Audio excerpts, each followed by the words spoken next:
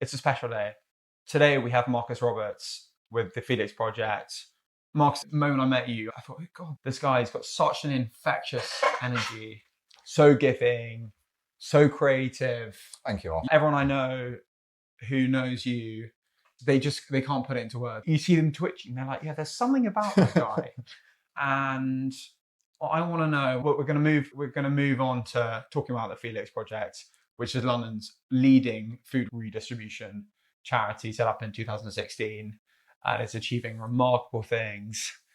But we're starting with you. Thank you, Alpha. Marcus, where do you get your drive from? This ridiculously infectious care and presence. I'm just really grateful to be a part of the Felix Project and do what I do. It's such a real blessing to be able to do something with your life that's making a real, genuine difference to people out there in the world. It's very satisfying for yourself as well. But it's known by going to work every day and the action you take is really helping people. The Felix Project is such an amazing charity. And since I joined it as a volunteer, just not long after it started, has really genuinely changed my life, given me lots of pleasure, lots of joy. It just make you feel like you're on the right path in life and you're really doing something with your time that's really making an impact out there. Put us in your world. Day to day must be so different for you. Give us a flavor of the moments that you're like, oh my God, I want more. This is incredible.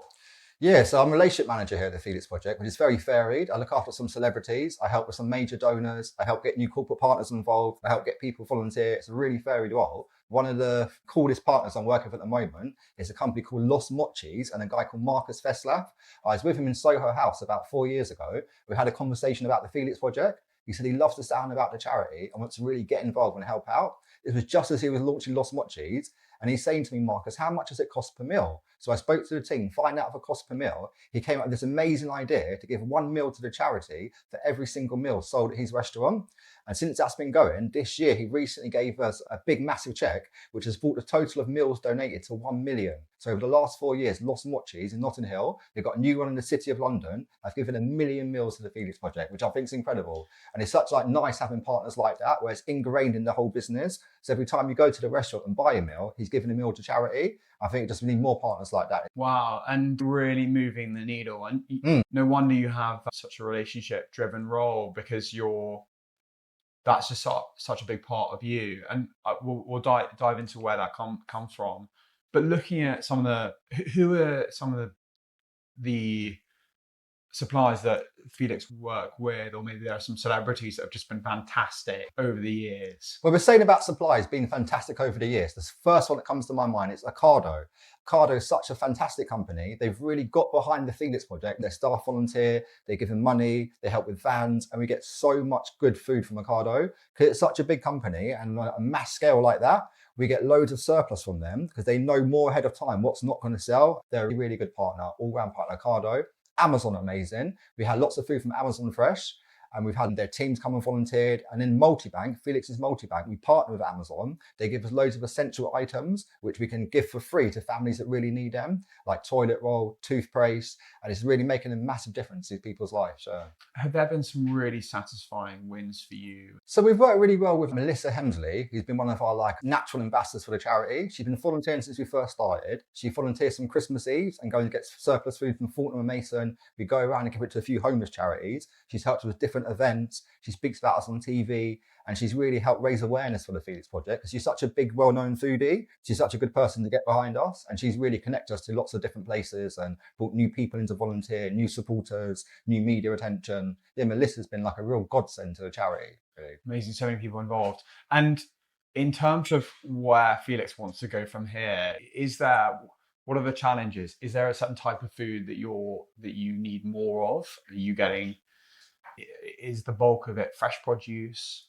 Yeah, so we're really proud to say that 50% of the food we send out to the charities that we work with is fruit and vegetables. We really pride ourselves to try and give them an adequate amount of fresh fruit and vegetables, because that's what you need for a healthy diet. So we get all different, we get bread, we get milk, we get meat, but we're really happy when we get an abundance of vegetables and fruit, and even good quality meat. We know that's going out to people, and that's really benefiting their lives, their well-being, their mental health, their physical health. Just having that fresh food is full of nutrition and just the nutrients they need to survive and live a good life, really. How does it work? So you get all this food into these warehouses. Where does it end up going? You also make meals now. You've got the kitchen? Yeah, good Tell us question. about After the food comes into the depots, Yeah. lots of the suppliers deliver the food directly to us, so like Ocado, Amazon Fresh, because they've got the haulage transport, they can just bring it to us, which saves us costs. Sometimes we go and get food from other places like Costco and different companies, and then once the food is there, it comes into the depot, and then it gets sorted out by our team of volunteers and staff on the ground. They get a pick list. Each charity has a list of certain foods that they like and certain foods they don't like. To give you an example, any Muslim-based charities, we do not give them any pork. So we try and give the communities the food that's right for them, that's going to really benefit them, and they're going to eat it. So we're very careful to make sure the right food goes to the right people. So once the food comes in, each volunteer gets a pick list of what the charity wants. They go around the fridge and the chiller. They take one of each item, put it on the trolley until it's 6 trays high. And that's full of the different, could be bread, could be tomatoes, could be eggs, could be milk, could be cheese, some meat, vegetables. It's really varied, but each one is exactly right for the needs of that charity in that community. That gets sorted out. Then later on in the day, one of the drivers will come in, they take that pallet, put it in the van,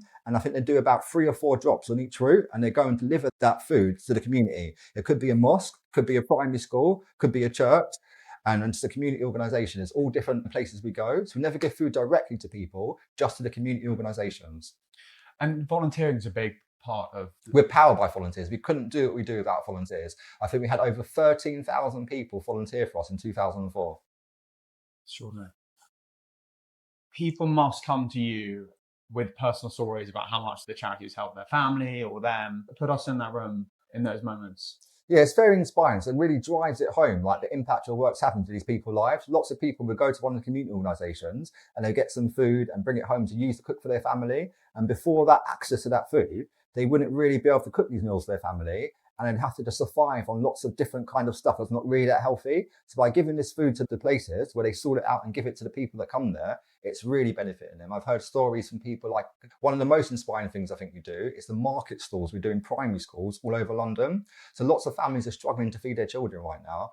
There's over 1 million families in the UK that said they found it hard to feed their children over the last 12 months, which is really powerful and really drives home like how bad it is. And so by giving the food to the primary schools, it's really helping the parents get that fresh food, take it home and feed their children. We've had so many happy stories from people coming back and telling us it's really made a difference. And we do it in such a nice way. So it's like a market stall, and we talk about sustainability, the environment, and we say to the parents, by coming to the Felix market stall and taking some of the food, then you're helping the environment. It's stopping it going to waste, stopping greenhouse gas, really making a difference, but it's also helping them. They're not thinking about poverty, not thinking they're taking it because they need to kind of thing.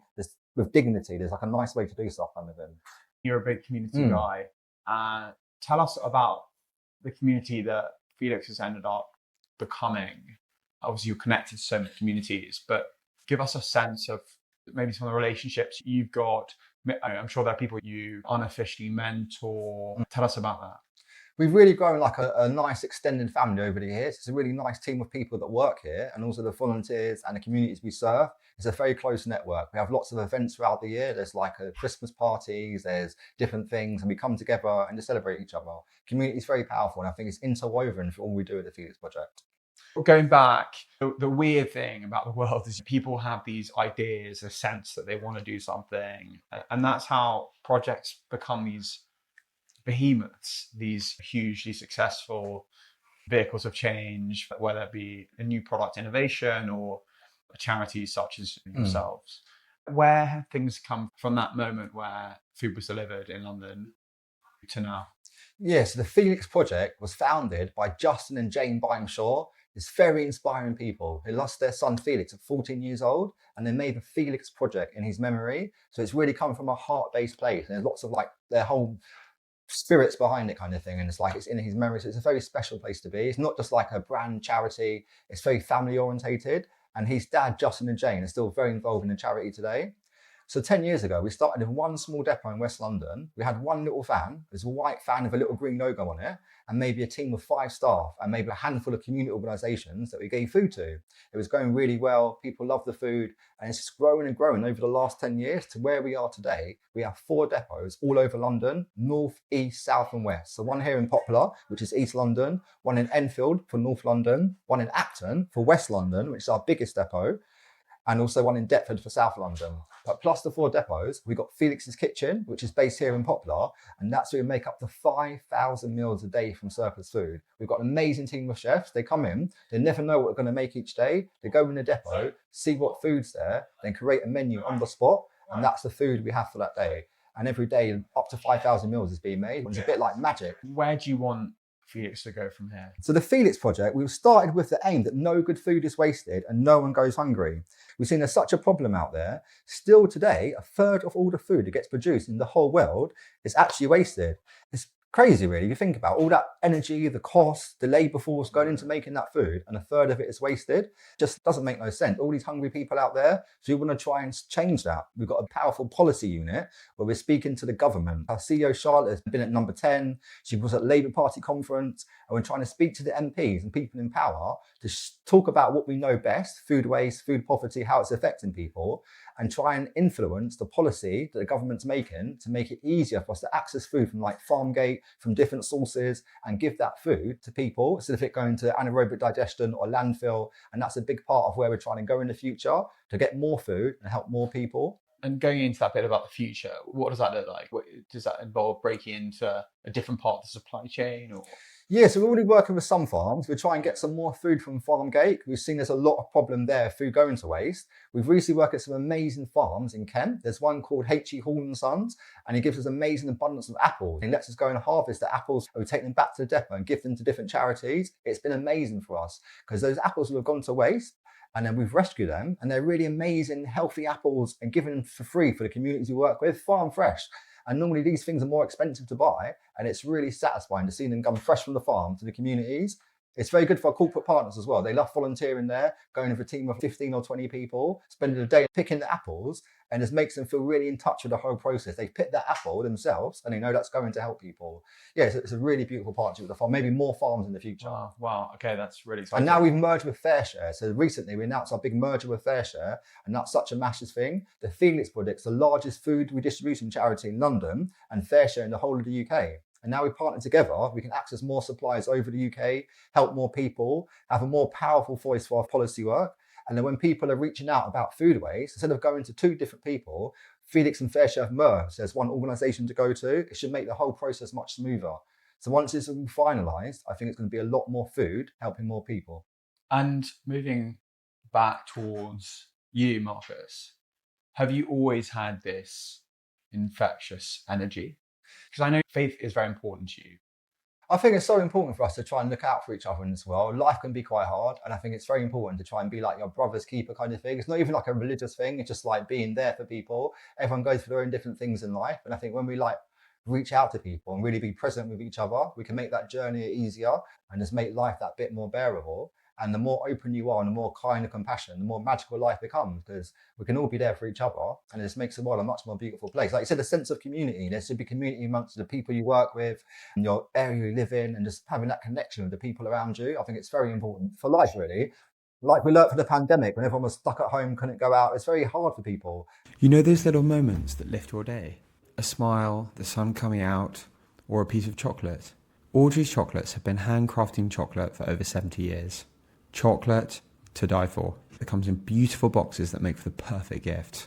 Or bars of chocolate that feed daily joy. Discover your moment of joy by visiting audreyschocolates.co.uk and treat yourself to 10% off using the code TheCollective10. And I think this goes to show the importance of connection and just being together with people, helping each other, working together. Makes you just think life is better when we're connected. Yeah. Did you learn this from someone? No, just like I'm very passionate about like just trying to be present, be with people, and just go out in the world and try and make a difference with your life that you can do. There's only so much you can do, but your little impact in the world can have a ripple effect and help more people, can inspire one person to go out there and do something similar. Did you have a mentor when you were younger and you were like, wow, they are getting it right? I don't know, there's lots of people in the world I've been inspired by. I used to work for Dalesford Organic, and I've always been very inspired by Lady Bamford and what she's achieved there. She's one of the first people to have the idea of having organic farming and growing organic produce here in the UK. At first, people was like, what is she doing? Organic farming, it's never going to work out. And she made a little small farm shop at her farm in the Cotswolds selling bread, milk and cheese. And that just grew and grew into what we've got today there, the massive farm in the Cotswolds, the stores in London and the Bamford brand. And she's done really well. And just having that idea and believing in something wholeheartedly and just bringing it from your mind to reality. Like someone like that, yeah, she's really created that from her imagination, really. And it's made a big difference in the world. They're support with the Felix Project. They're giving financial donations. They give us surplus food sometimes. You're very connected with yourself and involved in giving so much. Where brings you to feeling really centered? So my family is very important to me. So like my mum, my brothers and sister, my little nephew and nieces who I help look after, just having that around you. And it makes you realize what's really important in life, having that nice, strong network around you. But yeah, just grateful for my life, really, how it's turned out and what I'm able to do. Even having my role as relationship manager here at the Felix Project is a magical blessing. It's like massive. Like I love what I do. It's such a real privilege to be able to do that. When the days you might not be feeling great, something's happening in your personal life that's difficult, how do you go from jumping from the negative voices to, no, I'm going to go get this? That's a really good question because every day can be a bit different. But I just think it's so important, the stories you tell yourself and what like you're saying to yourself throughout the day kind of thing. We've all got our own internal dialogue and sometimes something can happen and you can have this negative voice saying, oh, that's not good, like blah, blah. But you can't let that overtake you and you have to focus on the good. And it may sound like really silly, but it's hearing that positive voice and it's giving you that confidence, that encouragement and like believing in yourself is so important. And it changes everything. It changes like your energy, how you feel. And you've got to try and just keep that going. You swing into bringing this positive voice and that kind of ideology. You kind of have to big yourself up in life and just believe in what you're doing. And like when you wake up and just be like, yeah, just know what you're doing is the right thing. What to you are 3 key messages? You touched on one, this positive voice, being your own sponsor.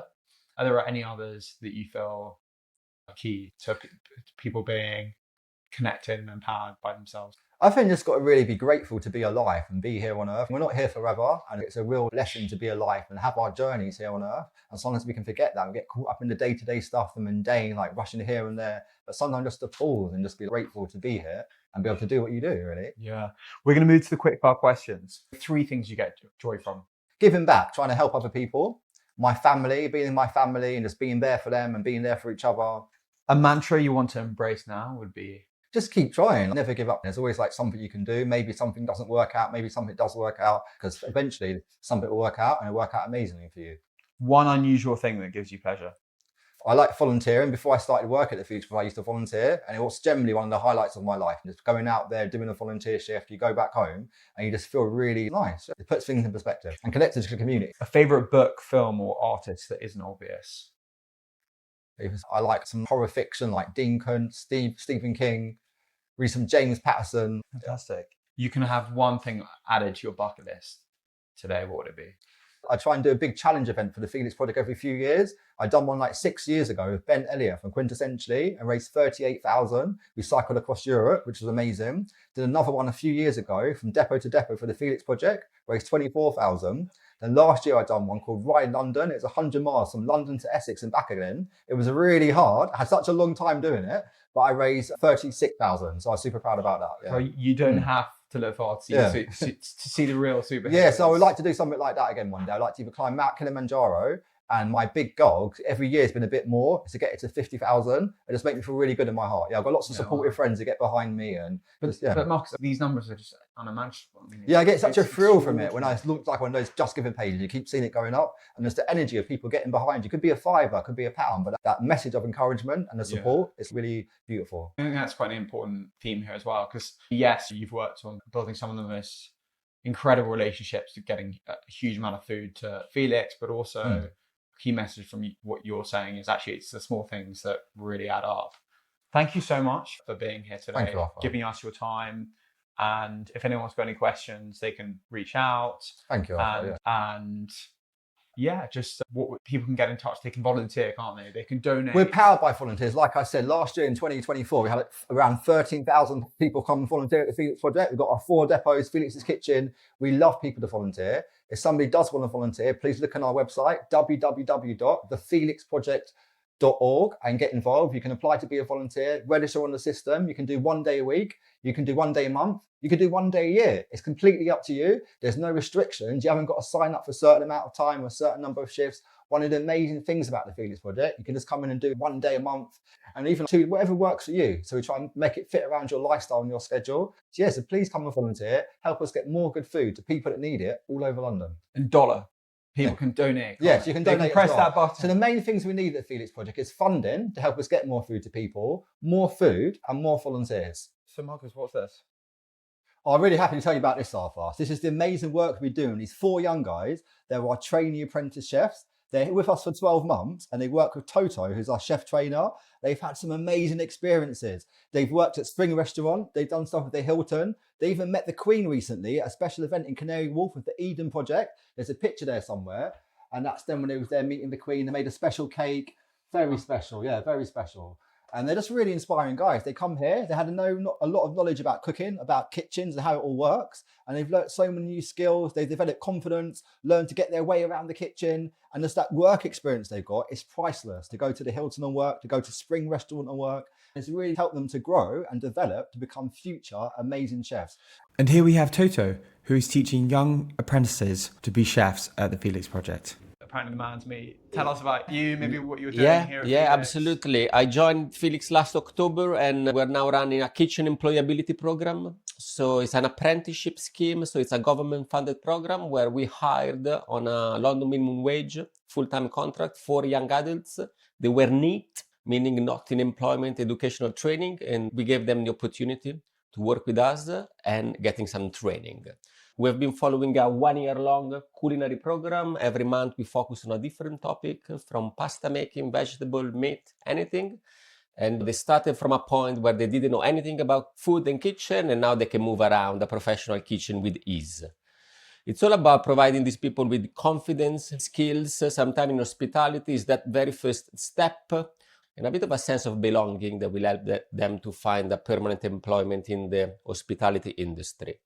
They're coming up to the end of the program now. They will have the endpoint assessment by the end of the year. And of course, part of my job will be helping them in finding a permanent employment in the industry. So we've been working with different partners of the Felix Project, like the Hilton Foundation, the Spring Restaurants, different catering company we've been working with throughout the year, with the hope that comes the end of the contract in January, they will have a permanent position in the hospitality industry. It's been an incredible journey for me and for them and for Felix as a whole. We've never done employability at this level, at this scale in the kitchen. And again, it's been incredible when you really see the impact you have in changing people's lives. It just really adds an incredible amount of value of what Felix already does. Father Neil, how did you come here? How did I come? About 7 years ago. We connected with the Felix. I'm a vicar in East London. We run a food share project. And nowadays, Felix is one of our biggest supporters. So we get mainly our fresh fruit and veg, meat, dairy products, eggs from Felix. Wow. How did you hear about the charity? It was by chance. I was paging one evening in the Evening Standard, and there was an advert about Felix in there. We connected, and the rest is history. Wow. It's hard to pick up for vibe of people, but you've got a very lovely energy. Where did you get that from? I love what I do, and the Felix Project allows me just to reach so many people every week. So in my church today, we will welcome about 100 families. We say Thursday is a new Sunday because we actually get more people through the door on a Thursday than on a Sunday. And the catalyst of that all is food. Yeah, but the ripple effects of the whole thing is more than food. And I imagine you've got lots of people who have come to your church who now volunteer, perhaps? I have a team of about 20 volunteers. Really? But we haven't grown on a Sunday. And that's really good because what we do on a Thursday is not to get more people in church on a Sunday. It is to serve our community distinctively. So we don't do it to evangelize or to make disciples. So we just go out and feed the hungry, create opportunity for conversation for those who are lonely. And even in the winter, we are a warm space for people who sit in a cold house. We love what we do. It gives us a good energy. It gives us a good feel. But it's all about the community. 2 messages that you can give to people listening. It's amazing how around food, we gather around food, but the ripple effects is greater. So friendships are being created, people who are lonely, people who are elderly. And for some people on a Thursday, the only other part of the week, they're going to have real human contact. In a world where we're on screens, we do everything AI and we tap. So yeah, it's about the human contact that is at the heart of what we do. Really moving. Thanks so much.